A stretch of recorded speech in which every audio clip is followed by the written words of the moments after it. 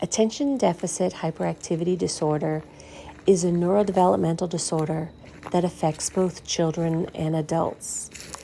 It has been studied historically more in boys and men, leading to this idea that boys and men have it more often than females.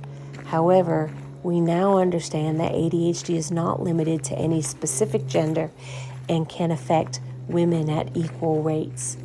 It was first studied in 1902 by a researcher by the name of Stills, who spoke about children of normal intelligence who had higher rates of hyperactivity and impulsivity, and he called this a moral defect in children.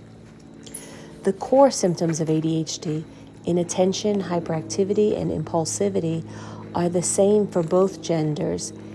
The way the symptoms present and are perceived, though, can vary differently. So let's just look at some of them. We already know about inattention. For women, is their inability to focus on tasks, organize activities, even complete assignments. So they may have a hard time sustaining their attention in areas that impact their work and personal life. They may be a little bit more impulsive, resulting in impulsive decisions, risk-taking behaviors. The hyperactivity is not as overt in women, so they may not have the physical restlessness, but they will talk a lot about that inner motor that seems to go and makes them feel constantly on edge or fidgety.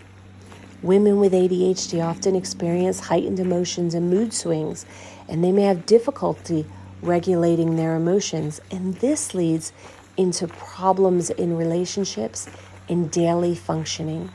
In fact, ADHD very much is a disorder of emotional regulation and relationships.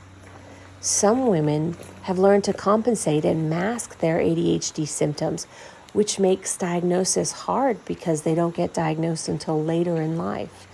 They work really hard to compensate for their challenges, meaning that other people don't always see the core conditions of ADHD.